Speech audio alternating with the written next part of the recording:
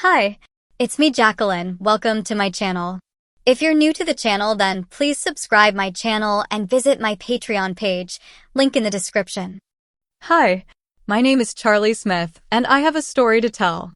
Well, you might say, don't we all? I mean, everyone's life is a story, isn't it? Sure, but not all are like this. So, sit back and imagine that you're me. At 20, and with high school a distant memory, I was now on my own. I managed to find work in an art supply house, selling and delivering, in a town with a small art colony, nothing like Taos or Bucks County though, and nearby, a private liberal arts school for women only. The off-campus apartment where I lived had 8 flats, 7 of which were occupied by very attractive girls. There were 2 floors to the apartment, and a basement with a laundry room, a workout room, and kind of a family room, where you could read while waiting for your spin cycle to end, do minor clothes repair or other sewing on one of 2 machines provided, or, as the girls sometimes do, have a party. Why work in an art supply place of all things? Well, when I was about 7 years old, I came across a book illustrated by Beatrix Potter. I got hooked on it and started to draw on my own. I imitated her style and got quite good at it. So it seemed natural for me to work in a store selling and delivering all kinds of art supplies to the school, people in the colony, and getting a nice discount on my own purchases. Oh, I'm no Beatrix Potter, Boris Vallejo, Picasso, or Moreau, but I do feel I have some talent. But that's not part of the story, or is it? Everything began on a warm Saturday morning late in summer. The school's fall semester would be starting soon, and I wasn't planning on doing anything special, but it started just as I was on my morning second cup of coffee, a knocker rapped insistently on my door. Answering this annoyance, I was surprised to see Tina Daniels standing there, looming over my 5-foot and almost 5-inch body. Hi, Charlie. Can I come in? I've got a problem and you are my only hope. Gosh, was I her Obi-Wan Kenobi, or more likely, her R2? D2? Sure, Tina, come on in, I replied. Would you like a cup of coffee? I was just starting on my second. Tina is a man's dream date. She's a little over 6 feet tall when she wears her 4-inch heels, which is quite often honey blonde hair done up in a French twist and gorgeous green eyes. I'd love to, she purred, passing through the doorway. As all the apartments were alike, she easily found the kitchen and sat down at my one-chair-fits-all table while I found a clean cup and poured a black, 1 sugar and no cream for her as she had requested. Charlie, she said slowly, I need help. Money? Boyfriend trouble? Although what threat would a man my size pose? What? I don't know how to say this. Start at the beginning, I said, feeling foolish at that ridiculous statement. After all, where would you start? Okay. I have a 12-year-old niece that I brought some things for. I called her mother to recheck the sizes and... Oh no, you're not thinking. Please tell me you're not. Please, Charlie. One of the other girls, I said, not thinking, I'm too tall for a 12-year-old. I had to put up some token resistance, knowing that, in the end, it would be futile. Now you should know that these girls are of the modern generation. Big, intelligent, able to take care of themselves, independent, and did I mention big?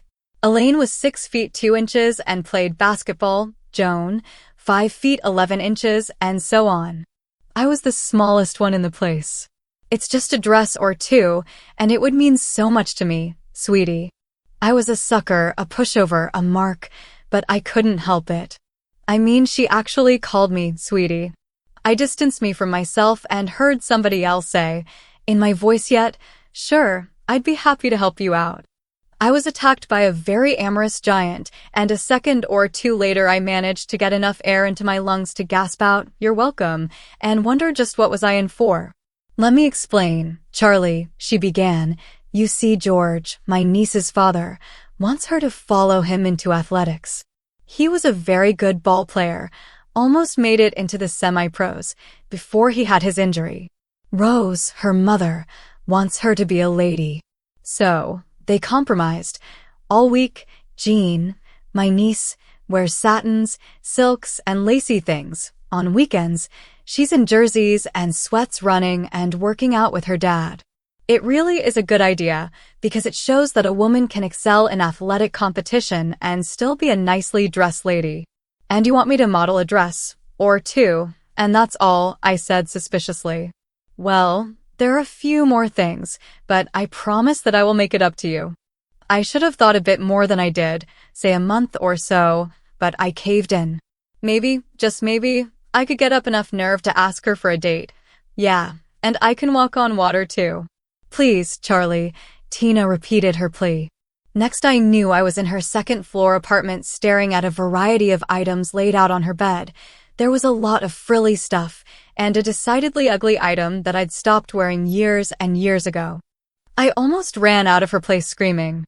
In front of her, I meekly stripped to my shorts, took some stuff into the bathroom, tossed out my boxers, ran a warm bubble bath for myself, and did all the, well, when I got out of that room, towel affixed properly, for a girl, that is, I had no body.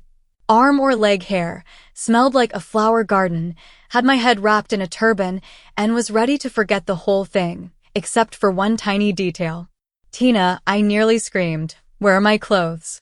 They, meaning the boxers, t-shirt, pants, shoes, and socks, were missing. Calm down, Charlie. Kat came in and took all your stuff down to your room. Please, Tina, I can't go through. Sorry, Charlie, you said you would help. Come on, don't be a real man and break your promise. Okay, I squeaked meekly as Kat came into the room. Hi, Charlie, Kat said with a beautiful smile.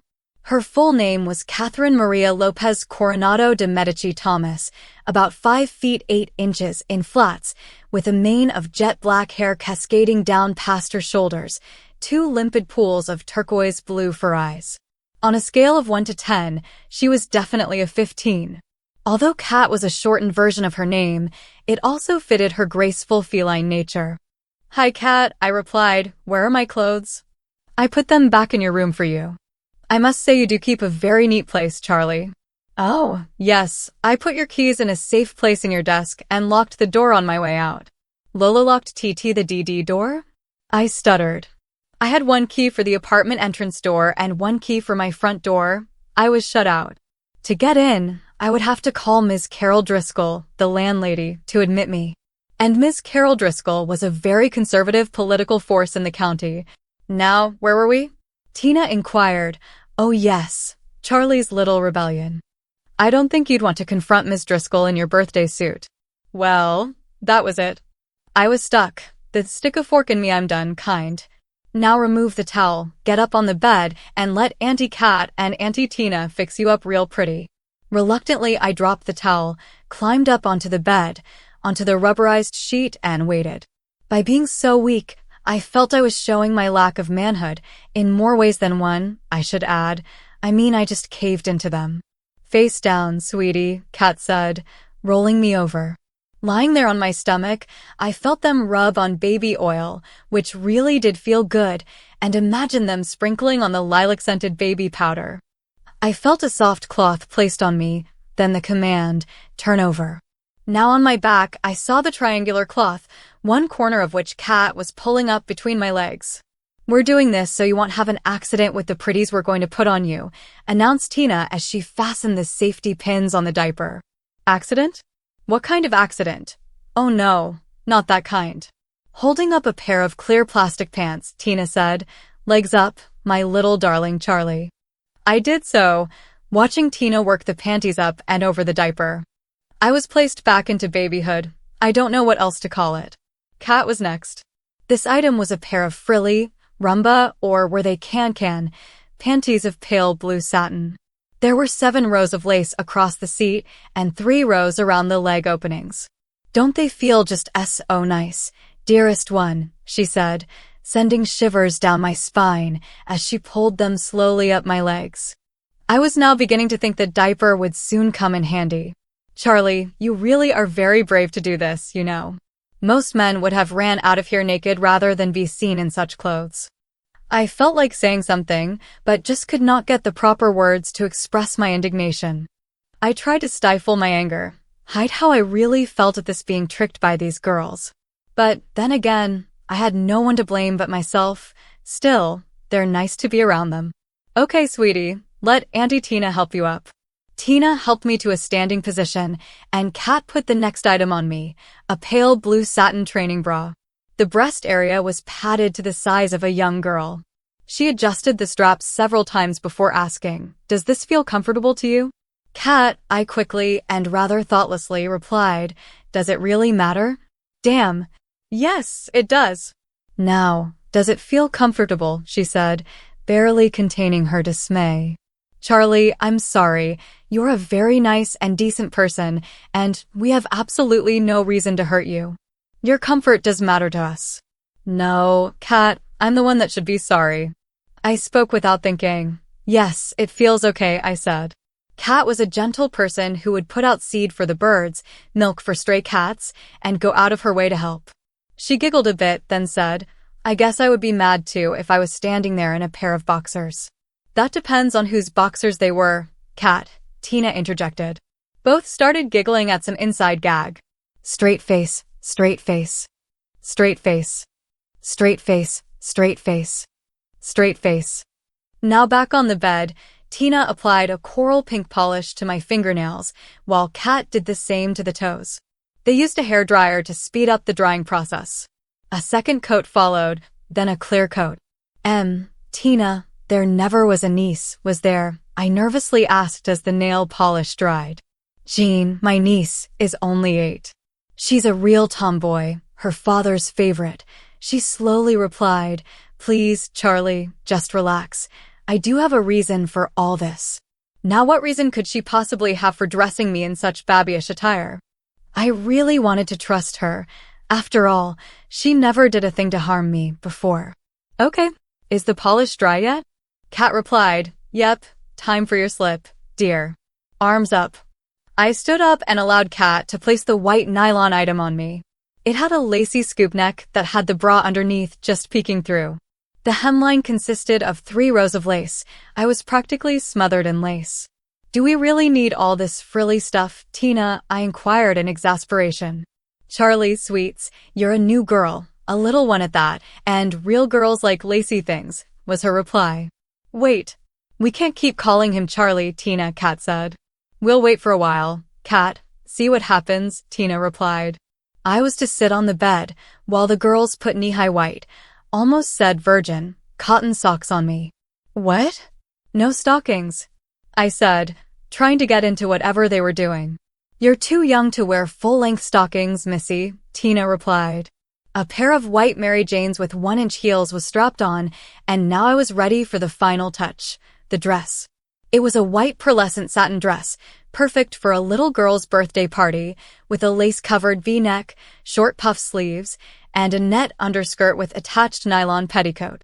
Once on, Tina buttoned down the back and tied the attached sash in a bow. Then I was exposed to the full-length mirror all the girls seemed to have. Oh God, you look so cute, Charlie, Tina bubbled. You are adorable. The very picture of a pretty little girl going to an 8-year-old's birthday party, Kat stated. At least they were happy. What I saw was something a big sissy would be wearing. I dropped my head, nearly in tears. Damn, I friggin' look like a goddamn big F, sissy. Normally, I would never use such language, but I felt it really fitted the occasion. No, shouted an angry Tina. Don't get that idea in your head, Charles Smith. It takes a lot of inner strength to go up against the established norms of society at large. Hold your head up and be proud that you are beyond such petty things as gender. I'm not a renegade or some crusader, Tina. I know, honey. I don't expect you to be, but I think there is something more to you than you show to the people around you, and I want to try to bring that out.